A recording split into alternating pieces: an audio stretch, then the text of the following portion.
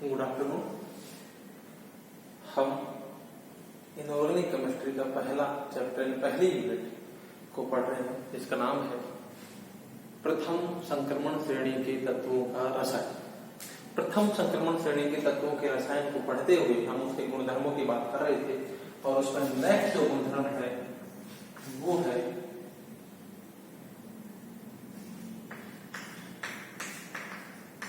रंग।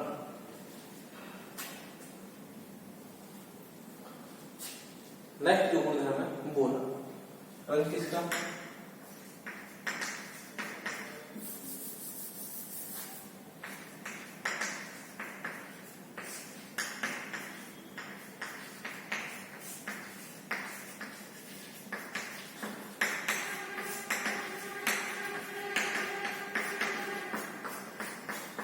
नेक्स्ट जो प्रॉपर्टी है वो कलर, यानी संक्रमण तत्व जो आयन है उनके रंग। अब देखिए, कोई भी पदार्थ, धातु हो या धातु, कोई भी पदार्थ हो, वो रंगीन कब दिखता है? सबसे पहली बात तो ये है, वो कब तो रंगहीन दिखेगा, कब वो रंगीन दिखेगा, क्या उसके लिए फिनोमेना है वो देखिए। जब श्वेत, पहले हम बात करते हैं, श्वेत प्रकाश जो होता है वो सात रंगों का मिश्रण होता है, और सात रंग जो होते हैं वो विबिग्योर, आप लोग जैसा कि जानते हो इंद्रधनुष के जो सात रंग होते हैं वही सात रंग श्वेत प्रकाश में मौजूद होते हैं। जब कोई भी श्वेत प्रकाश जब किसी ऑब्जेक्ट पर यानी किसी पदार्थ पर आपतित होता है तो पदार्थ उसमें से एक रंग को अवशोषित कर लेता है। पदार्थ क्या करता है? उसमें से एक रंग को या किसी भी एक रंग को दो रंग अवशोषित कर लेता है, और उसके बाद में बाकी बचा हुआ जो है वो परावर्तित हो जाता है। तो अवशोषित करने के बाद बचा हुआ प्रकाश जो है उसमें वो रंग अनुपस्थित रहेगा, जिसको उसने अवशोषित कर लिया वो अनुपस्थित रहेगा। तो बचा हुआ परावर्तित प्रकाश जो है उस रंग के बिना रहेगा, और उस रंग के बिना वो परावर्तित प्रकाश कैसा दिखाई देगा या उसका कैसा रंग रहेगा, उसी रंग का वो पदार्थ दिखाई देता है। मैं दोबारा से रिपीट करता हूं कि किसी भी पदार्थ पर अगर श्वेत प्रकाश आपतित किया जाता है तो आपतित करने के पश्चात वो पदार्थ उस श्वेत प्रकाश में से किसी एक रंग को अवशोषित कर लेता है, और अवशोषित करने के पश्चात परावर्तित जो प्रकाश होता है, अवशोषित करने के बाद बचा हुआ प्रकाश परावर्तित हो जाता है, और परावर्तित प्रकाश का जो रंग होता है उसी रंग का वो पदार्थ दिखाई देता है। जो परावर्तित प्रकाश है वो अवशोषित प्रकाश का पूरक होता है, हम उसको पूरक रंग कहते हैं। देखिए एक एग्जाम्पल, ये ऑब्जेक्ट है, इस पर श्वेत प्रकाश आपतित हो,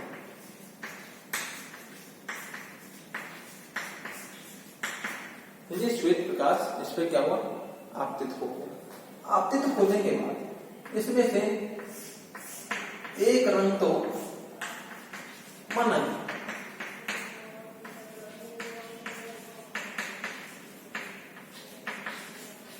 माना कि एक रंग क्या हो गया? अवशोषित हो गया, और बाकी जो है वो क्या हो गया? ये परावर्तित हो गया। तो ये कहलाएगा परावर्तित प्रकाश।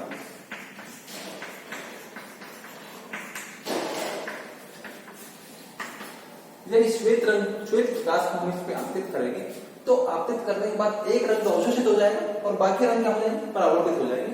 ये परावर्तित हो गया जो प्रकाश, इसमें बाकी 6 रंग उपस्थित हैं। तो ये 6 रंग के साथ कैसा दिखाई देगा? 7 रंग के साथ तो श्वेत दिखता है, लेकिन 6 रंग के साथ कैसा दिखाई देगा? उसी रंग का ये पदार्थ हमको दिखाई देगा। ये परावर्तित प्रकाश का जो रंग रहेगा वही रंग इसका रहेगा, पदार्थ का। तो ये परावर्तित प्रकाश जो है इसको हम पूरक रंग कहते हैं, क्योंकि ये अवशोषित रंग का कॉम्प्लीमेंट्री है, यानी उसके निकलने के बाद ये बन जाता है, उसमें ये जुड़ जाए तो संपूर्ण प्रकाश हो जाएगा, तो ये पूरक रंग हो गया। तो इस तरह से अवशोषित प्रकाश और उसका पूरक रंग कौन सा होगा वो इस टेबल के माध्यम से मैं आपको दिखाना चाहता हूँ। आप लोग देखिए कि हमने एक टेबल बना रखी, आप इसको अब देखिए, पहले से ये दिख रही थी लेकिन इसको फोकस अप कीजिए कि अगर कोई भी पदार्थ बैंगनी रंग के प्रकाश को अवशोषित करता है तो परावर्तित जो प्रकाश रहेगा या पूरक जो रंग रहेगा वो रहेगा पीला हरा, यानी पदार्थ पीले हरे रंग का दिखाई देगा। अगर पदार्थ बैंगनी रंग को अवशोषित करता है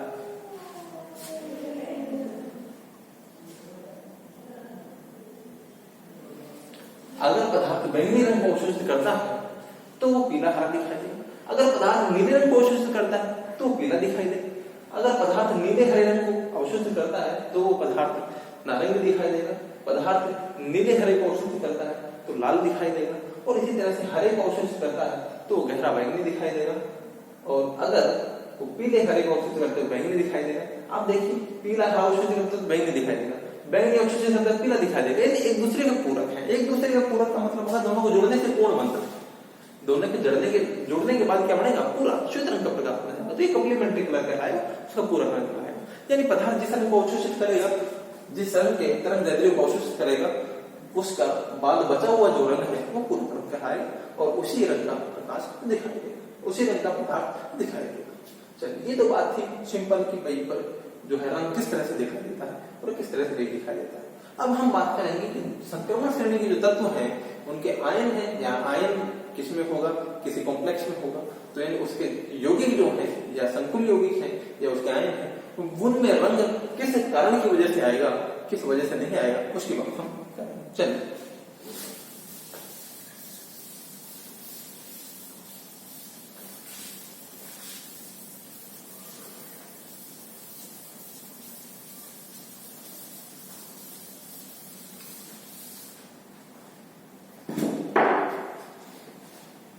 देखिए, संक्रमण श्रेणी के तत्वों की आयनों में रंग जो है वो दो कारणों से होते हैं।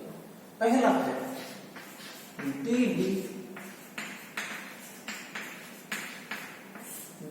संक्रमण, और दूसरा है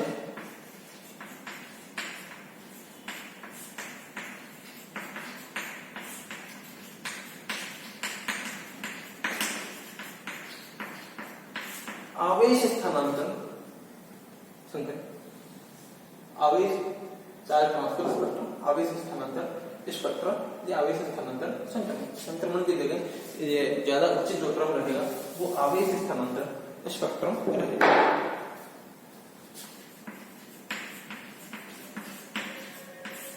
ज्यादा उचित क्रम ये देखिए। अब डीडी संक्रमण क्या होता है और आवेश स्थानांतरण स्पेक्ट्रम क्या होता है, उसकी बात हम डिटेल में करें। देखिए, पहली बात करते हैं डीडी संक्रमण। तो इसको मैं एक बार फिर मिटा देता हूं।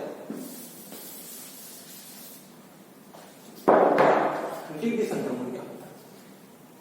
सभी संक्रमण धातुओं में अंतिम इलेक्ट्रॉन डी कक्षक में प्रवेश करता है। तो हम डी कक्षकों की बात करें, ये डी और डी कक्षक है। कोई भी धातु आयन होता है,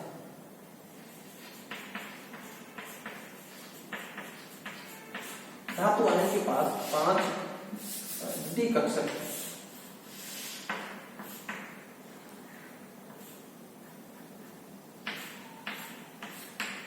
धातु आयन के पास ये 5 डी कक्षक है, ठीक है। जैसे ही कोई यौगिक बनेगा या संकुल बनेगा, तो यौगिक बनने के लिए इसके आसपास और एटम्स आएंगे, संकुल बनने के लिए इसके आसपास क्या आएंगे? लिगेंड आएंगे। माना कि एक अष्टफल के संकुल की हम बात करते हैं कि एक अष्टफल के संकुल बन रहा है। अष्टफल के संकुल के लिए 6 लिगेंड जो है वो इस धातु आयन के पास आएंगे और उसमें उसके डी कक्षकों में अपना इलेक्ट्रॉन पेयर डोनेट करके और संकुल यौगिक का निर्माण कर लेंगे। ये संकुल यौगिक किस तरह से बनते हैं इसके बाद हम बाद में कर लेंगे। अभी तो आप केवल ये समझ लीजिए कि जब अष्टफल के संकुल बनता है तो धातु आयन के पास 6 लिगेंड आते हैं, ठीक है। चलिए, अब ये जो 6 लिगेंड आते हैं, आप लोगों को पता है कि त्रिविम में 3 अक्षें होती हैं, एक्स एक्सिस, वाई एक्सिस और जेड एक्सिस, ठीक। तो 3 एक्सिस में अगर हम अपोजिट और दोनों साइड में जाएं तो ये देखिए इस तरह से हम देखें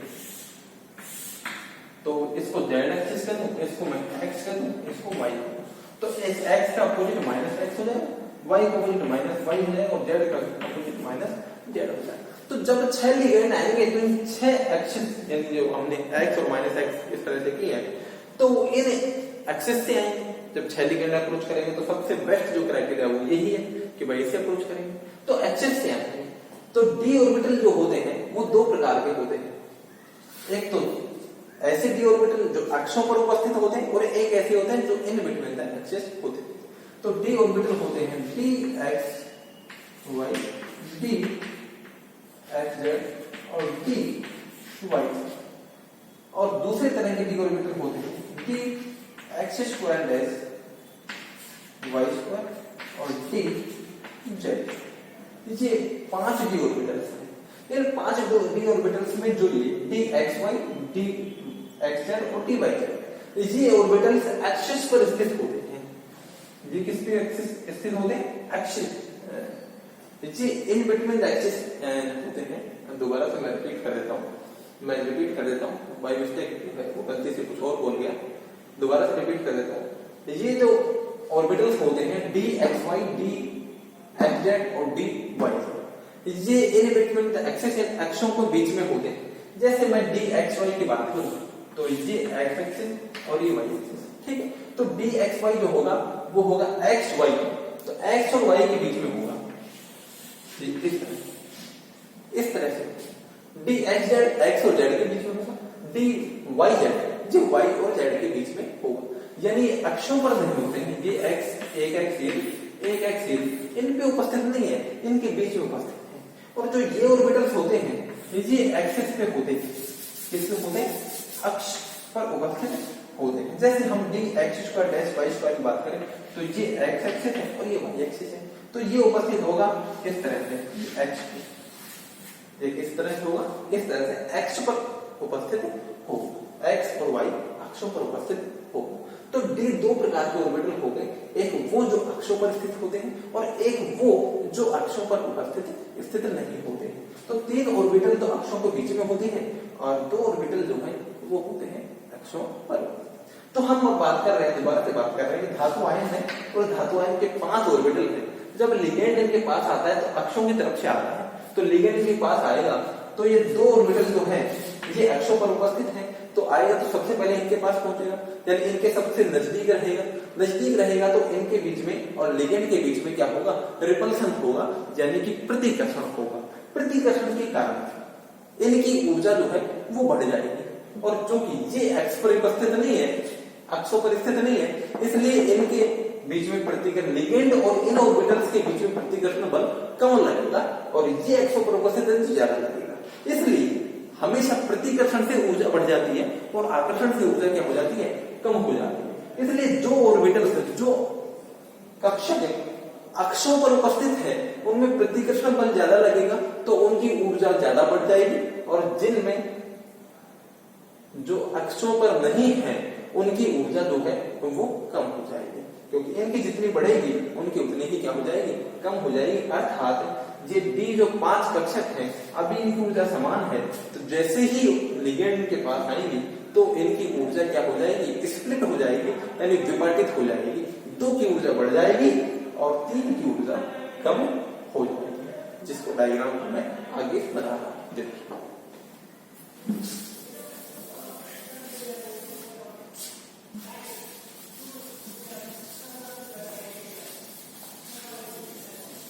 देखिए तो क्या होगा कि सब 2 की ऊर्जा बढ़ गई तो 2 कक्षक ज्यादा एनर्जी हो गए और 3 कक्षक जो है वो कम एनर्जी के हो गए। तो ये जो कम एनर्जी के कक्षक हैं इनको बोलते हैं T2G, और ज्यादा एनर्जी के कक्षक जो होते हैं उनको बोलते हैं EG। उनको क्या बोलते हैं? EG। हायर एनर्जी वाले 2 जो कक्षक हैं ये 2 कक्षक d x square dash y square और ये है डी जेड स्क्वायर, और ये d x y, d y z और डी एक्स ये कक्षक है। इनकी ऊर्जा कम होगी, इनकी ऊर्जा ज्यादा होगी। ठीक है, चलिए ये तो बात थी कि एक जब संकुल बनता है तो संकुल बनता है तो क्या परिवर्तन होते हैं? धातु आयन के कक्षक क्या होते हैं? विपाटित हो जाते हैं। और क्यों हो जाते हैं वो उसका कारण मैंने अभी आपको बता दिया। चलिए अब हम आगे बढ़ते हैं। अब हम बात करेंगे कि सभी बीटी संक्रमण क्या होता है। देखिए अब हमने ऐसा धातु आयन लिया, फॉर एग्जाम्पल Sc, इसके लिए H2 का पॉजिटिव,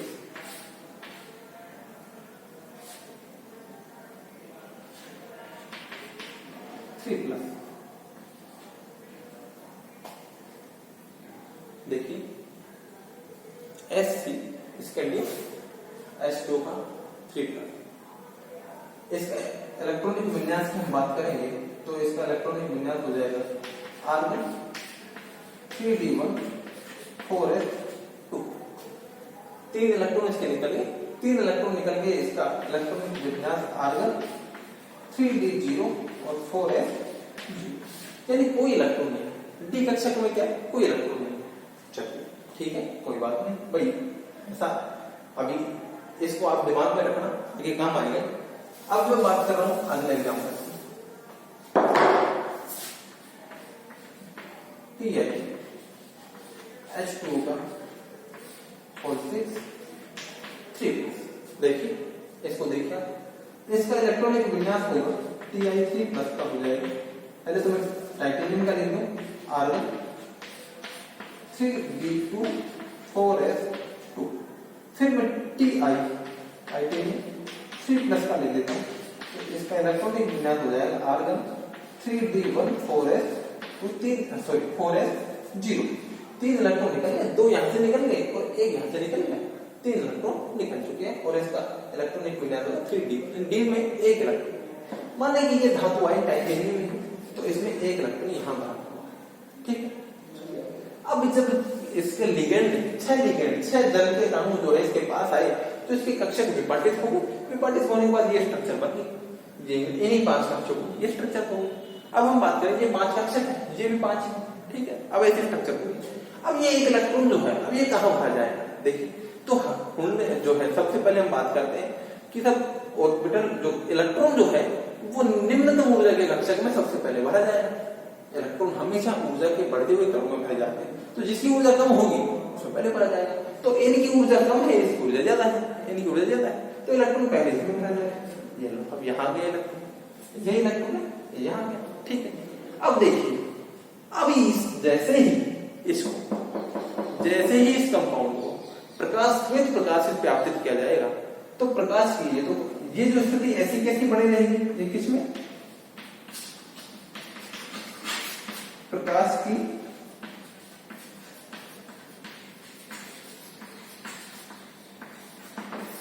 अनुपस्थिति में, जो प्रकाश नहीं मिला है, और जैसे इसको प्रकाश मिल जाएगा,